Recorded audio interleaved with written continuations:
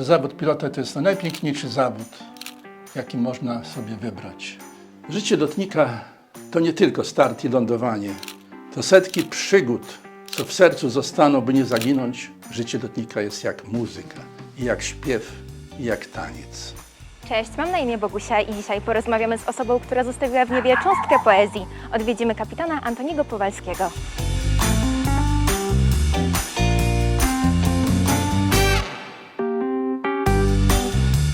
Panie kapitanie, jak rozpoczęła się Pana historia lotnicza?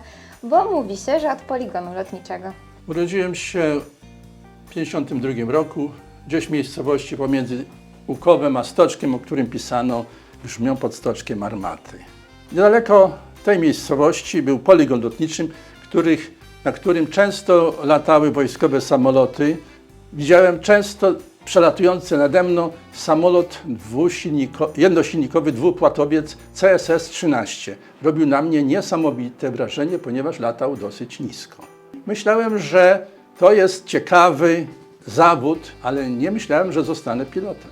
A podobno miał Pan pójść do seminarium do czasu pewnej jednej rozmowy. Byłem w szkole średniej i jak większość chłopców miałem swoją ulubioną dziewczynę, która niestety wolała kogoś innego. Kiedy po maturze rozstawaliśmy się, powiedziałem, no cóż, ty mnie nie chciałaś, to ja z tej rozpaczy pójdę na księdza albo na pilota. A ona powiedziała, to lepiej idź na pilota. Zacząłem myśleć o lotnictwie nieco później. Szczęśliwie przeszedłem badania i rozpocząłem naukę w Dęblińskiej Szkole Orląt jako podchorąży i 14 sierpnia 1971 roku wykonałem swój pierwszy lot na samolocie TS-8 Bies. Kilka lat później, czyli 2 lat później latałem na samolotach odrzutowych do końca kariery lotniczej. Zostałem instruktorem w Dęblińskiej Szkole Orląt, ucząc młodych kolegów latania. W ten sposób realizowałem swoją pasję i marzenie o zostaniu nauczycielem. To jest zdjęcie, w których jestem ze swoimi 2 pierwszymi uczniami. Bardzo dobrze latali. Pana tata był w Armii Krajowej, dziadkowie byli w wojsku, a mama prowadziła teatr. Co z tej rodziny i z takich wartości, które Pan uzyskał od rodziny, przełożył Pan na lotnictwo? Myślę, że z domu rodzinnego wyniosłem takie cechy jak przede wszystkim pracowitość, uczciwość, spontaniczność. Mama również, jak potem zobaczyłem, zapisywała sobie różne poezje. Myślę, że miłość i zamiłowanie do poezji wyniosłem właśnie z domu rodzinnego. I od 1983 roku byłem pilotem 36 Specjalnego Pułku Transportowego. To było kompletnie inne latanie. Poprzednie latanie było w poprzednim rejonie, wąskim tylko terenie, natomiast latanie już w specjalnej jednostce do przewozu VIP-ów sprawiło, że mogłem podróżować do wielu krajów w całej Europie i również zwiedzać też te tereny. Jednym z wielkich moich przeżyć było lot z Placido Domingo, który podróżował na koncerty do Zabrza. W czasie lotu z Katowic nastąpiła przygoda, że samolot został kompletnie zasypany śniegiem. Musieliśmy oczekiwać bardzo długo na odśnieżenie. I w tym czasie mogłem porozmawiać sobie z tym wielkim śpiewakiem, który był moim idolem. I próbowałem, mówię, mistrzu, czy ja mogę coś zaśpiewać mistrzowi? I mistrz, proszę. I zaśpiewałem mu, a mistrz powiedział, tak, dobrze, jeszcze trzeba ćwiczyć. Dzień dobry Państwu, mówi kapitan. Nazywam się Antoni Powalski. Witam Państwa bardzo serdecznie w locie z Warszawy do Wiednia. Proszę usiąść wygodnie i cieszmy się tym lotem. I później był lot. W jaki sposób dostał się Pan do lotu? Ja, będąc pilotem specpułku, miałem również uprawnienia licencji cywilnej i latałem jako wyczarterowany pilot w locie. Stąd też latanie w locie było mi już bliskie. I nadszedł taki okres, że postanowiłem zmienić barwy i przejść do lotnictwa cywilnego. Latałem dosyć długo na B737 jako drugi pilot i na koniec kariery przeszkoliłem się na Embraera i zostałem kapitanem. A jak na przestrzeni lat, które spędził Pan w locie, zmieniał się lot? Moje poprzednie doświadczenie lotnicze było oparte głównie na samolotach produkcji rosyjskiej, radzieckiej. Natomiast po przejściu do lotu zetknąłem się z nowoczesną techniką komputerową, głównie jeśli chodzi o nawigację i inne systemy, jak również szkolenie, które odbywało się głównie na symulatorze. Piękny błękit paryski nad nami, a w dole całe stada przedziwnie rozsianych chmur, jakby ktoś je celowo porozrzucał dla uciechy naszych oczu.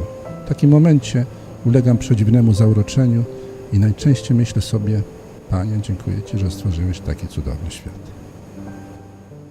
Pana zapowiedzi były znane i lubiane. Skąd pomysł na to, żeby mówić do pasażerów wierszem? Otóż latając na pasażera zauważyłem, że tych typowych zapowiedzi standardowych prawie nikt nie słucha. Myślałem sobie, że można by oprócz tych standardowych zapowiedzi, które mówimy i musimy powiedzieć, dodać jeszcze coś od siebie. Reakcje były różne, ale w zdecydowanej większości były to reakcje pozytywne. Myślę sobie, że to było części pasażerom potrzebne jako rozluźnienie napięcia, atmosfery. Ta ilość podziękowań, niektóre tutaj mam ze sobą, w różnych językach nawet, była dla mnie tak wielką radością, że postanowiłem to kontynuować. Dla mnie, starego emigranta z Cypru, jest Pan takim poetą, który pozwala mi wrócić do polskich korzeni po wielu, wielu latach spędzonych za granicą. Dziękuję, Panie kapitanie. Jest Pan cudowny. Z Panem bałam się trochę mniej.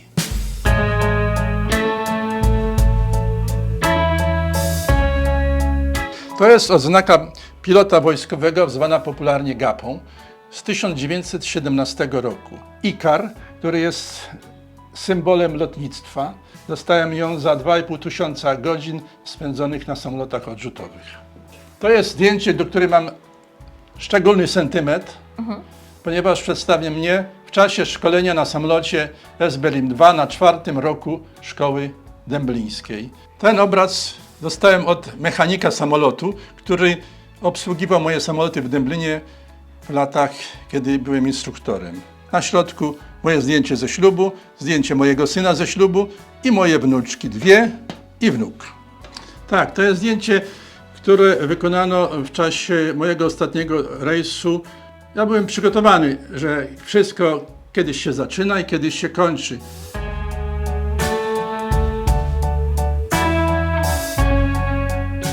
A co dzisiaj z perspektywy czasu chciałby Pan przekazać młodym pilotom, którzy rozpoczynają swoją karierę? Że zawód pilota to jest najpiękniejszy zawód, jaki można sobie wybrać. Dla mnie latanie to był nie tylko mój zawód, wielka moja pasja, miłość, zauroczenie, ale taka prawdziwa miłość. Nieco inna, ale nigdy nie zdradzona. A skoro jesteśmy już w domu, to być może gdzieś indziej są ziemie piękniejsze i noce gwiaździstsze i ranki jaśniejsze. Być może gdzieś indziej, lecz w sercu jest droższa piosenka z nad Wisły i piasek Mazowsza. Dziękuję Państwu. Panie kapitanie, bardzo nam miło było się spotkać i porozmawiać. Jest to dla nas ogromne szczęście i ogromna wiedza, którą mogliśmy pozyskać dzięki Panu. Więc dziękujemy bardzo i życzymy wszystkiego dobrego. Dziękuję.